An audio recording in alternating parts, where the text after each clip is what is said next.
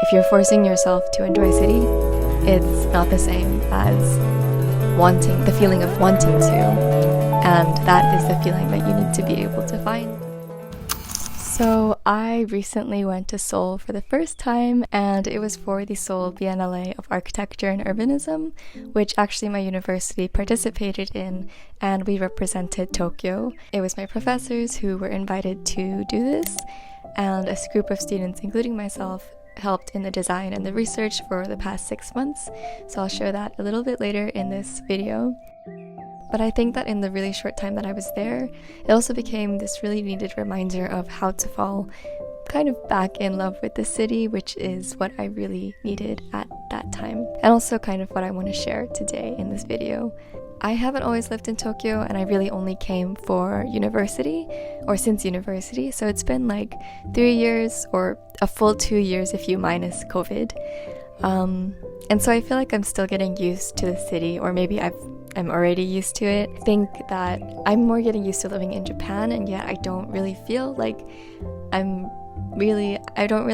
really love Tokyo, and I don't have to, but at the same time I don't really think I'm giving Tokyo really a chance. I've really forgotten how to appreciate Tokyo. But I think that going to Seoul, which is what this video or like vlog is about, helped me to rethink how I see cities, at least for now. And I'm not trying to compare Seoul or Tokyo in any way, because honestly they are such different cities, and of course they share similarities because all big cities kind of share similarities. But I think that going to Seoul just kind of helped me to realize or remember how to have a little bit more fun living in the city. And I think I'm not the only one who starts to get a bit tired of the city, wherever it is that you are living. It's something that we all do, taking our lives for granted, and also just living in a place makes you see a city or wherever you are differently, because you have a budget and a routine and comfort spaces like your home, which is where I spend a majority of my time very happily, only to constantly feel like I'm missing out or not exploring Tokyo enough, which is also not the right kind of pressure to put on yourself, because you never have to do something. You really do have the choice. And I think obviously not everyone has the choice, but I think that if you're forcing yourself to enjoy a city, it's not the same as wanting, the feeling of wanting to, and that is the feeling that you need to be able to find, because a city can offer you pretty much everything, and you don't have to be doing everything. You just have to find what you like. But yes, I did just want to share these thoughts that I currently have, because it's really easy to take where you're living for granted negatively, as I was. And I left Tokyo feeling like I just really didn't like it because of how I was feeling, and that I also didn't know how to like it, but I really wanted to open my heart and my mind to it again, because there's so much that I don't know.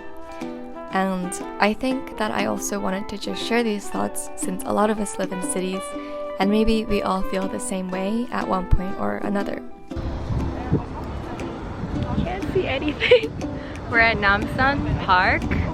Yay! In Seoul! I don't want to be talking too much throughout this video, because I'd rather just show what I captured and moments that I had in Seoul. But if I can summarize these thoughts I had quickly, I think Seoul just reminded me again of how cities can be very two-faced. They can be overwhelming and busy and make you constantly feel like you're not doing enough, but they can also be, on the other hand, super exciting and a constant exploration without everything needing to be purposeful and productive. Again, that being a perspective or way of life that you choose. But I think where you draw that balance is in how you create time to both rest and think, which can be really hard. I definitely think that there's more I could say about this, but cities are ultimately for you to decide how you want to live in the space, and to both be proactive about it, but also just allow yourself to wonder and accept things as they come. Sometimes, or maybe most times, it is also the spaces in nature within the city that allow us to become grounded again, so having those spaces or finding those spaces is incredibly important. But I love how much that there are to cities to discover, and how no one is going to be able to understand how a city works.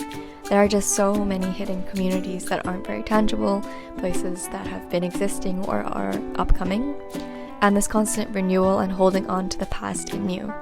It's really chaotic, and it leads to the questions I've been so curious about, which is, how do we want our cities to transition and change?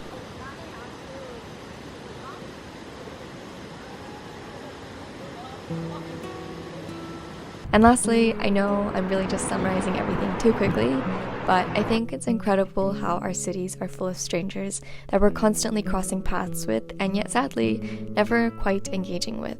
We're kind of afraid to meet new people when maybe we all just want to. And cities are for people and for people to meet. For people to make friends, have conversations, understand ourselves beyond just our individual selves. And it creates the fun and play and the necessary social connections that we all need. Even just getting coffee at a neighborhood cafe that you've never been to with a friend you recently made, or a friend you've been friends with or have wanted to reconnect with, that's a way to enjoy the city that we really shouldn't forget the fun and joy within.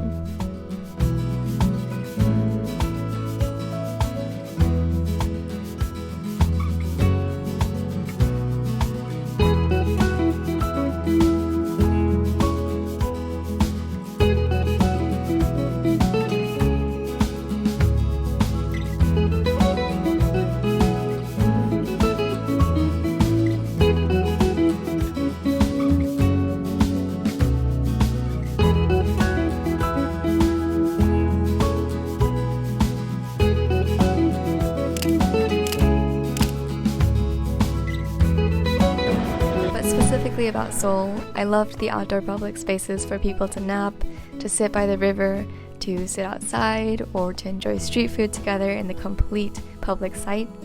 Things that I'm not really sure I would do or see if I was living there, just the way I probably see Tokyo. But I did feel this freedom of space for people to just spend time being. At least I was able to get that time as a visitor when I really needed it. And I think that's what we're all forgetting a lot of the time when we're in big and busy cities. The fact that we should all be able to reclaim time and space to ourselves, the people around us, and the inherent communities that we are a part of, whether or not we spend money doing that, or just by enjoying the public spaces that are simply for us to be in. And to also have fun and to play, because ultimately that is what cities should allow us to do. 너와 나 우리의 여름밤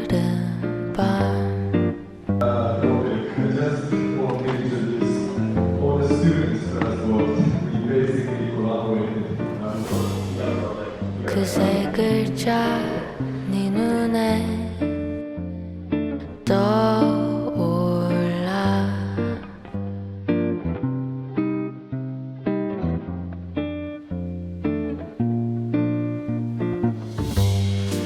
잠깐만 아니야 떠오른 그 말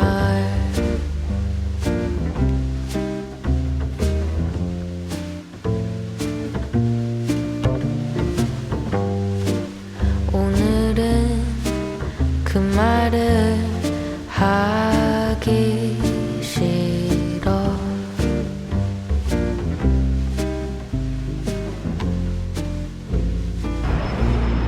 그 얘기 많이 해본 것 같아 고백은 조금씩 상하잖아 오늘은 나 좀 다르게 그 말 안 할게 사랑해 Cheers! Cheers! Banana milk. 사이에 선을 지울래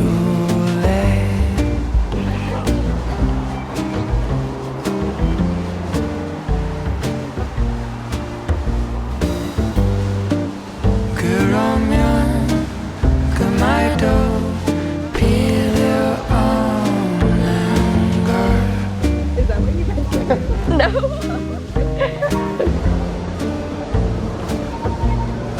그 얘긴 많이 해본 것 같아 고백은 조금씩 상하잖아 오늘은 나